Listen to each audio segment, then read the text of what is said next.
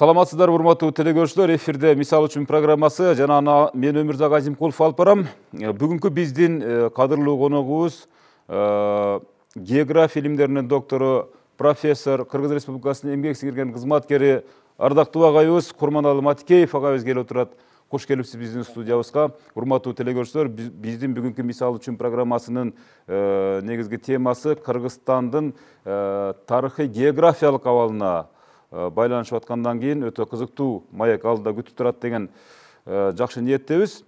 Анткени себеби биз бүгүнкү программанын жүрүшүндө 5600 жылдан берки мына ушул күнгө чейинки эгемендүү Кыргызстан мезгилинде жашап аткан өзүбүздүн тарыхый географиялык абалыбызга бир аз тарыхый сын пикирде көз чаптырабыз агай менен биргеликте албетте. Агай, айтсаңыз, мына ушул Кыргызстандын тарыхый географиялык абалына токтоло турган болсок, мына азыр биз ушул теманын айланасына алгачкы сөздү сиз география илимдеринин доктору, профессор катары айтып өтсөңүз. Биздин тарых 5600 жылдан бери башталабы? Же андан да мурда болгонбу деген ушундай суроо менен анан бер жагын алып өтөлү да. Кандай деп ойлойсуз? Туура. Эми мындай да азыркы программада көп нерсени такташ керек. Эсиңерде барбы, 95-жылы биз Манасты 1000 деп белгиледик. Андан 2 жылдан кийин Ош 3000 жыл дедик. Андан 3-4 жылдан кийин Кыргыз мамлекетинде 2200 жыл дедик. Анан 2 жыл мурун Кыргыз каганатында 1700 жыл дедик. Бул эмне деген нерсе? Эгерде мамлекеттин 1700 болсо, каганаттын 1700, мамлекеттин 2200 болсо, Манастын 1000 болсо, анда Ош кимдики? Бул тарыхчылардын кетирген ор койгон катасы. Манас 1000де мен юбилейинде каршы болгом, макала жаздык, бирок чыгарбай барып кытайлыктар чыгарды. Алып барып азыр Кытайдын Кызыл Суу деген журналында басты ошо мезгилде. Эми биринчи бизде тарыхты келатканын көрдүңөр. Эми алгач өзү кыргыз деген өзү эмне? Ар кимисе ар башкача чечмелейт. Кыргыз деп болот. Кырда жашоочу деп берет. Кыр сакыра огуз деп берет. Эми бул жерде тарых эмне дейт? Мен байыркы тарыхтарды жакшы окуйм. Мына менин колумда Угузнаме бар. Ушул Угузнамеде бардагы ошол Угузнаменин маалыматтарына таянып, андан башка токтолгон токой тарыхый китептердин маалыматтарына таяганда кыргыз деген сөз угуздун 40 баласы деген маани туюндурат. Ошону туюндурат. Эч кандай кыргыз, чилгыз, анан кийин Жианкүн, Чийгү, Булуту, Бурути деп айтылбайт. Анан эми ошол жерде дагы айтылат, кырылгыз кыргыз дейт. Кырылгыз кыргыз деген эмнени түшүндүрөт? Кырылгыз кыргыз дегени бир өрөөндөгү кыргыздарды башка эл, Кытайлар башка эл чапканда экинчи өрөөндөгүсү калып калган. Ошон үчүн аларды таптакыр кырып жоготууга мүмкүн эмес. Ошон үчүн кырылгыз кыргыз дейт. Эми мына Суровердин 5600 жыл жанда мурдабы. Түркиянын Ипек жолу деген журналынын 93-жылы, 96-жылы март айындагы санында бир мынандай макала басылган. Бозо, кыргыздардын ичимдиги, сүйүктүү ичимдиги болгон бозо мындан 9000 жыл мурун салынган. 9000. Анан сактардын падышалары бозо ичет деп жазылган. Бул Түркиянын жазмалары. Эми андан кийинки маалымат. Мына бизде ыр бар, байт. Мынандай деген.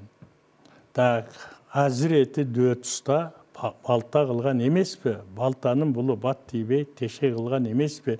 Тешенин булу тез тийбей, тулга кылган эмеспи? Бу дүнүйө устасы пулга кылган эмеспи дейт. Эми дөттү разбор кылабыз. Дөттү биз темир иштетүү доорунун пири катары кабыл алабыз. Биринчи темир. Ал дөттүн заманы Dööттүн zamanı 5000 жылдар башта болгон. Дөөт пайгамбардык.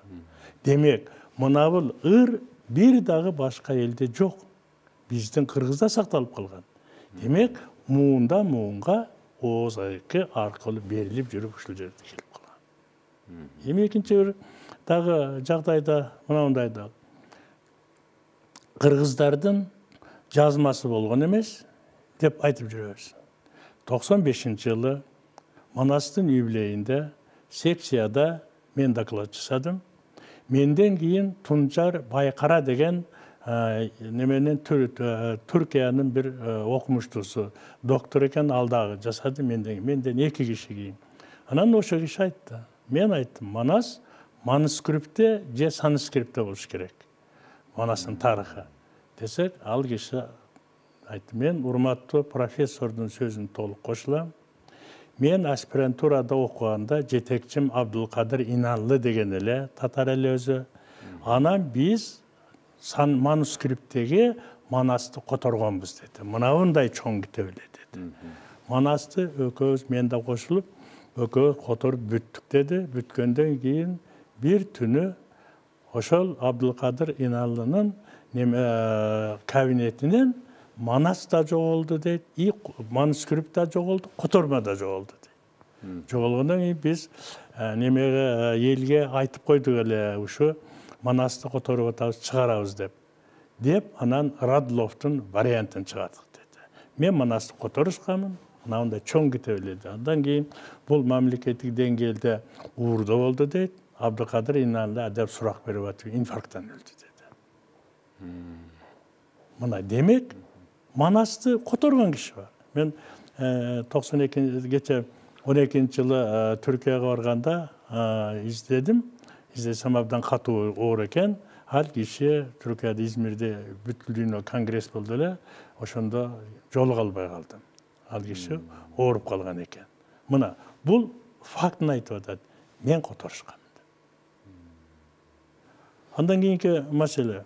Бул азыр мына ушу сөзүңүз каралды. Мына ушу 2200 жылдык, 1700 жылдык, 1000 жылдык деген биздин даталуу майрамдарыбыз. Андан кийинки дагы 100 жылдык, 150 жылдык, 250 жылдык деген дагы биздин кийинки чыккан, биздин Кыргызстан чыккан баягы биздин кол башчыларыбыз, Курманжан Датка сыяктуу энелерибиздин, Алымбек Датка сыяктуу аталарыбыздын баскан издерин биз белгилеп келатпайлыбы? Ушундай чоң баягы салтанаттуу тарыхый иш-чараны белгилөөдө да мисалы тарыхчылар, мына тарыхчы деген Кыргызстанда деле көп да, бир топ тарыхчылар бар, өзүңүз билесиз. Өзүңүз курактагылар бар, жаш өсүп келаткан тарыхчылар бар дегендей. Мына ушулар ушундай чоң бир даталуу күндөрдү тарыхый эсте калаарлык көз ирмемде калтыруу үчүн тарыхчылар ортосунда бир максатташуу, пикирлешүү болобу? Мынандай да.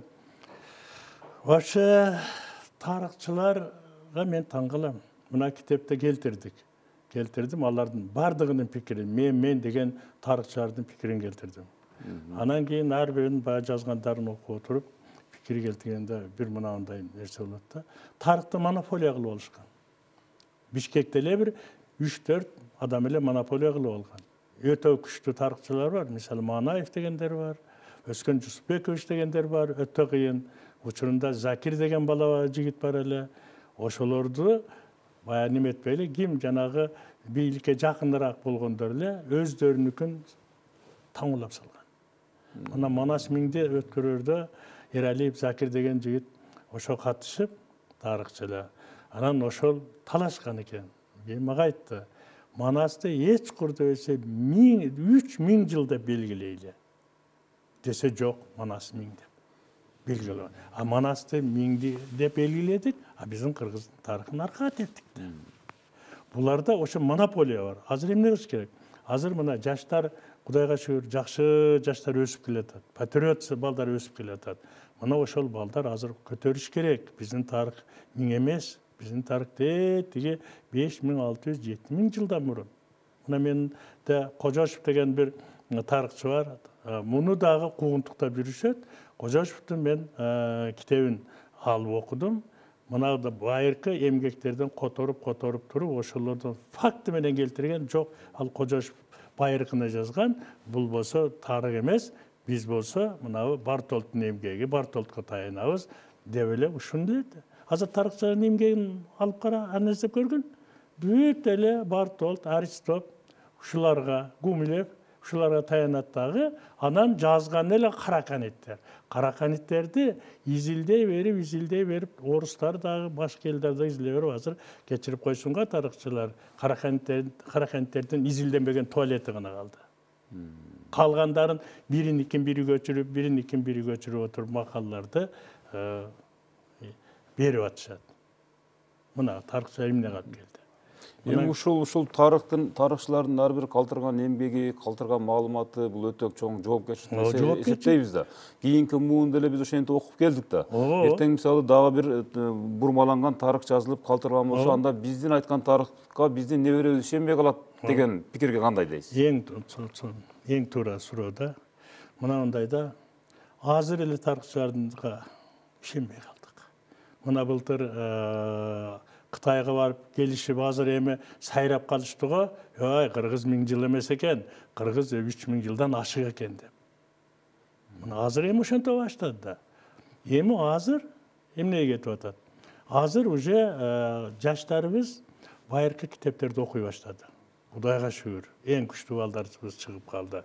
Эми алар бул азыркы эски тарыхчылар каалайбы, каалабайбы ордуна коет бул маселе. Биздин тарыхыбыз Кудай кааласа такталат. Тарых такташ үчүн эмне керек? Тарых такташ үчүн сөзсүз ошол жердин географиясы керек. Мисалы, Алтай дейт, Алтай кандыгы деп бардыгы айтат. Ал эми тактап көрсөтүмдө Алтайда канча кандык болгон? Кана айткылачы. Кайсыл жер географиясы? Эч кимиз айта албайт. Алтайда 9 булуң Каналтай дейт. 9 булуң Каналтай. Биздики кызыкта же эпосту окуп разбор кыла алышпайт, же немени Кытайлардын жазмасын окуп разбор кыла алышпайт, же Бартолттукун разбор кыла алышпайт. Просто үстүртөн карап туруп, ушул айтты, ушуну кылчын. Андай эмес. Биздин окумуштууларыбыз, тарыхчыларыбыз сөзсүз элдин алдында, келечекте муун алдында жооп берет. Биз бардыгыбыз жооп беребиз. Мына мен экеле күн болду, 2-3 күн болду, бир жумадай. Кытайдан Жайыр Жумаш деген тарыхчысы мага чоң материал жиберди. Хан жазмасындагы, хан дорундагы кыргыздардын тарыхы. Эми ошол жерде укмуш фактыларды берген. Манасты Теңиркут деп берген. Ал негизинен таянган Балта-Баракандын вариантына, Ысак Коңкондун варианттарына таянгандагы ошолордон мисал келтирген. Мына мисал таналгыс факт. Кайсыл жерде кыргыздар бар, мисалы ошондо ал жазып атат, Манасты Теңиркут деп берет дейт. Балта-Бараканда айтат, Теңиркут Манас теңирсип, териге батпай кеңирсип, Айкөлүң Манас теңирсип, ааламга батпай кеңирсип болуп турган чак экен. Айды чапчып төбөсү, айдыңын арчып төрөсү толуп турган кез экен. Биз ушундай маалыматты ала албай атабыз да. Алгысак дагы ону бир разбор кыла албай атабыз. Мисалы, чет мамлекеттерге чыгып келе атабыз да, мисалы үчүн чет мамлекеттерге чыгып барсаңыз, ушу сиздер сыяктуу, сиздерден дагы жашыраак тарыхчыларды көрүп, ошолор менен маектешип калабыз да. Кудай буйруса дейт, ошо жүргөнүмө 6 ай болуп калды дейт да. Бул ушу мамлекеттик деңгээлде кызыкчылык дейт да. Ошол мамлекеттердин кызыкчылыгынан улам ошол тарыхчыларды булар ошол мисалы сиз тапкан тарыхый булак эгерде Египеттен же Грециядан же Япониянын бир аймактарынан чыга турган болсо, мамлекет өзү кызыктар болуп, ошол тарыхчыны бардык условиясы менен, шарты менен ошол жерге жайгаштырып изилдейт дейт экен да, ушуна тапшырма берет экен да. Бизде тарыхчылар кайсы бир деңгээлде бир долбоорлор менен гана чет мамлекетке чыгып, анан ошол жерден сүйлөшүп калган эле бир сүртүмдөр болбосо, бир көрүнүштөр болбосо, сиздин оюңузча географиялык илимдердин доктору катары айтсаңыз, бул география илимине болгон мамлекетте сиздерди ошентип жөнөтөбү эгер бир булак таап калсаңыз? Мынандай да. Же бул өзүңүздөрдүн баягы эмгегиңиздер, моралдык, материалдык чыгым бүт өзүңүздөр мойнуңа аласыздарбы? Мынандай да. Мынабу жанагы тарыхчыларга маалыматтар келет.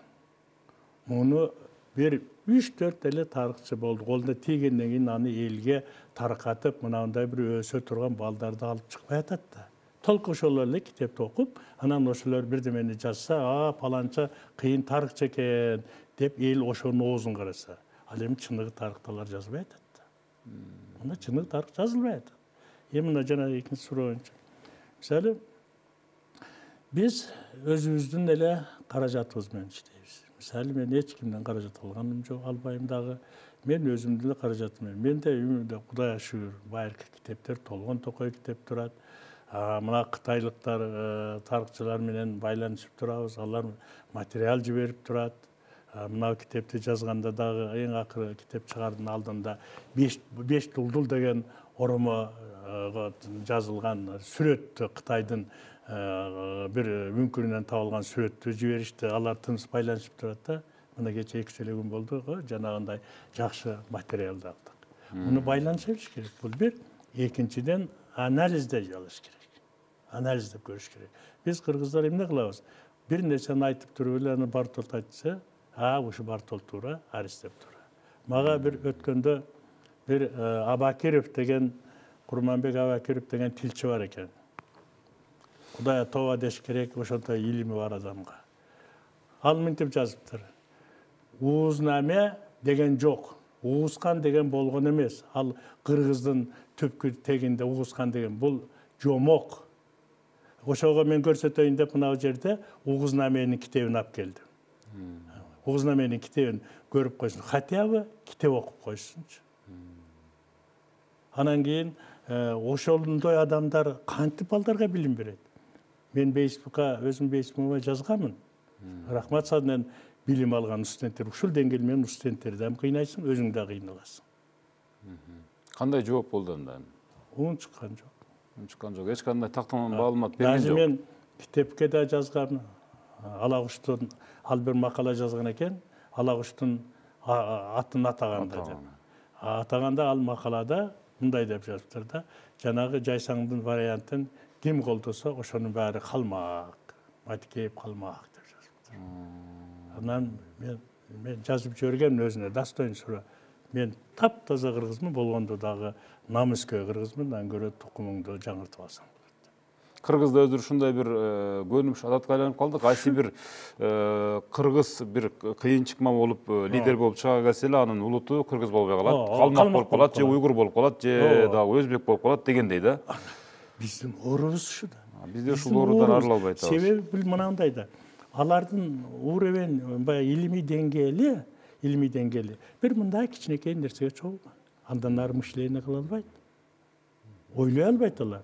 Себеби дегенде мына Абдулбаха деген болгон, бахаизм окуусун негиздеген. Бул 1841-жылы Тегеранда түрмөдө жаткан. Ошол түрмөдө жатып, Германиядагы профессор Форельге жазган каты бар. Ал мынтип жазат: урматтуу профессор дейт. Форельге: урматтуу профессор, өзүңдөн дейт, төмөн турган, ой жүгүртүүсү төмөн турган түзүлүш дейт. Өзүнөн жогору турган, ой жүгүртүүсү жогору турган түзүлүштүн эмнени ойлонуп жатканын билбейт. Ал үчүн ушу өзүнүн ойлогону акыркы чек. Көрдүңбү ана? Ошондо акыркы чекте да анык ошо. Демек, угускан деген угузнаме жок. Мен бүгүн эгерде көрсөм мынаны бир акыры интернеттен карап койсунчу. Мына интернетте, Facebook'та да аябай активдүү кетип баратасыз да. Мисалы, ошол жаштыгыңыздын улуулугуна карабай, социалдык тармактарда бир топ активдүүлүгүңүздү көрсөтүп келатасыз агай. Мына ушул азыркы ушул китепте, мисалы үчүн, кыргыздардын тарыхый географиясын толук камтып чыгып, тарыхый накта тактамалар менен келтирипсиз. Мына ушул жерде. Ушул жерде бөлүмгө да бөлүп коюпсуз да. Мисалы, Кытай элинин географиясын да кошуп коюпсуз да. Бул Кытай элинин географиясын эмне максатта коштуңуз эле деген себеби дегенде суроо да бул жерде. Эки улуу империя болгонда. Кыргыз империясы, Кытай империясы. Ошон үчүн сөз Кытай империясында көрсөтүш. Демек, Орто Азия аймактарындагы бардык географиялык чөлкөмдөрдү мурда кыргыздардык болгон десек жаңылышпайбызбы? Туура. Мына толук түрдө. Бардык варианттарды алып карайлыбы? Мисалы, Орозбаковдун, Сагынбайдын, Саякбайдын, Сагынбай Орозбаковдун, Саякбайдын Тыныбектин башкалардын баардыгын алып карайлы, ошондо мынтип айтат. Чек арабыздын ары чети Оролто, чыгыш жагы, батыш жагы Оролто, чыгыш жагы Теренко. Эске алып деңиз чөлүнү, Талаши Виле, эске алып деңиз көлүнү, Талаши Виле чөлүнү бузук кылсак ашарбыз Муздабандын белине дейт. Бул деген айтат, башы жагы Сары суу деген азыркы Каспандын тоосу. Наншан дейт кытайлар. Ошондон Сары суу башталат. Ошону айтып атат. Теренко деп. Батышы Оролто деп Уралды айтып атат. Түштүгү дейт. Баягы Муздабан дейт, азыркы Алтын тоону, ошо аны Айтоо дейт. Ошондогу Музлук так деген ашуу бар. Ошо Музлук такты ашып туруп, анда Тибетиңди чабабыз деп айтат. Эпостун бардык вариантын окуп көрүшсүн. Бул сиз азыр топтоп келген ушу географиялык тактамаларда турат да, ушул илгери ушул биздин кыргыздын географиялык тарыхый жерлери жалаң тоо деп сакталып калган элет да, анан жана да бир факт иретинде Манас эпосунан келтирбедиңиз, барып ушул мен калтырган тоолордун баары уулуу тоолорго айланат депчи. Азыр биздин ушул керемет тоолорубуз казылып, керемет тоолорубуз баягы тарыхый географиялык абалыбызда бир топ эми ашмалтай чыгып калды да, эми аны моюнга алышыбыз керек. Мисалы Чаткал кырка тоолору, Фергана дейбиз, могул жактагы мисалы Кожакелен, айта берсе аябай көп, Кум төр сыяктуу аябай сонун бир келтирген, бир кыргыз үчүн керемет деп эсептелинген тоолорубуз запка жеп атат да. Мына ошол туура эле айткан экен, ушул Манас эпосунда ушундай келтирилген экен деген тыянакка ишенип турабыз да. Эми агай мисалы тарыхчылар Кыргызстанда баягы биздин саясатчылардай эле кайсы бир деңгээлде өзүңүз айткандай жолго түшүп, бир пикирлешип болуп калат деген да бир максаттабыз да.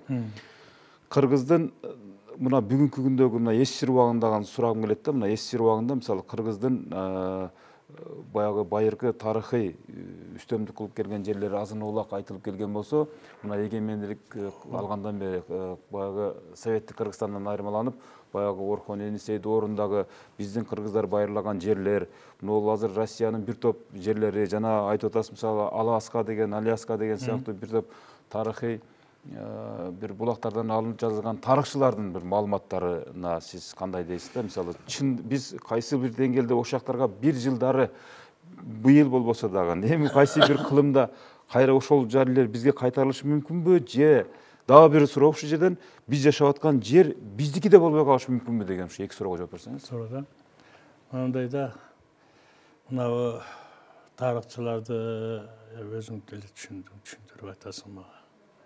Тарыхчылар чыныгы тарыхты жазбай, баягы орустар таңуулаган тарыхты жазып атат. Ошону да точно жазбай атат. Максат эмне? Максат өзүнө баягы жыйналып калган авторитетин чөк төкпөш керек. Эгерде жаңы тарых жок, бул мындай экен десе, анда болбойт, ошон үчүн аларды чыгап салыш керек. Бул баягы пессимизмдик түшүнүк да. Али Гегелдин философиясы барго, я и не я деген. Бул бар тарыхчы, тарых бар, ал ошол тарыхчы өтүп кетсе, тарых жок. Эми мынабы сурооң. Биздин аймактын кыскарып барышы эмнеге алып келет? Кийин мынабы жерде биз тарттырып ийбейбизби? Мына суроо. Эгерде биз кыргыздын жетекчилери патриоттук сезимибиз жоголуп, ушундай ач көздүк менен аракет кыла берсек, жерди акырындап чекесинен кемитип отуруп, баягы тика экспансия деген саясат бар, акырын бир көчөдөн бери отуруп ажырайбыз. Бул эмнеге алып келет? Бул биздин кыргыздын трагедиясына алып келет. Кыргыздын жок болушуна алып келет. Канча өлкөлөр болгон. Азыр мына мамлекети жок. Отурат го. Мынабы дүнүйө азыркы алган, жана Манас айтып атат го, азыркы алтын зар күмүш урпагым үчүн уу болор дейт. Тоомдун ар бир чокусу кыргызым үчүн. Ошолорду жерди сатып алган акчалары уу болот кийин бизге. Өзүнүн баласына деле уу болот, небересине деле уу болот. Ошон үчүн булар ойлош керек. Азыр мен ушундай маселе көтөрсөм деп аттым эле, маселелердин немеңер аркалуу да бир айтып койсок, Россия азыр географиясын киргизди. жетекчилери де географиядан экзамен тапшырат. Бардык мамлекетте 3 предмет сөзсүз окулат. Тарыхы, тили, географиясы. Мына географияны быйыл киргиздик. Кудай шүгүр салышып жүрүп берди. Айрым жанагы биздин депутаттарыбыздан жардам беришти, киргизишти. Эми ушул экзамендерди жетекчи боло тургандардан сөзсүз географиядан экзамен киргизиш керек. Сөз. Анда болгондо дагы тарыхый географияны киргизиш керек. Мына сенин жериң. Мына эмне болуп атасың? Мына дүйнөнү алып кетпейсиң. Калат бу дүйнөдө. Биз ошондой кылбасак, жетекчи, мисалы, географ болсо буга барбайт. Ар түрдүү адистик болот да. Ошон үчүн бардык адистиктерге мындай тарыхый географияны жакшылап окутуп, патриоттук сезимди козгошубуз керек. Эң чоң маселе көтөрүп кеттиңиз, агай. Кудай буйрса ошол системадагы биздин кийинки баягы экзамен учурларында мына Кудай буйрса мына келаткан 2019-га кошулуп калсын деген бир терең бир үмүттү айтабыз да. Агай, мына ушул эми убакыт деген убакыт экен. Жарым саатыбыз бат эле өтүп кетти. Бирок алдыда дагы сиз менен көп иш кыла турган мерчемдерибизди жана сүйлөшүп алдык. Кудай буйрса биз дагы сиз менен аябай кызматташабыз деген ойдобуз. Сиздин ушундай убактыңызды коротуп бизге келип, кызыктуу маектин башатын таштап кеткениңиз үчүн сизге терең ыраазычылык билдиребиз. Сиз менен албетте иштешебиз. Урматтуу телекөрүүчүлөр, бизге бөлүнгөн убакыт дагы соңуна келип жетти. Дагы бир жолу эскертип коеюн, биздин студиябызга география илимдеринин доктору профессор Курманалы Матикеев агайыбыз келип кетти. Биз сиздер менен коштошобуз. Келерки дүйшөмбүдөн жолукканча эсен туруңуздар.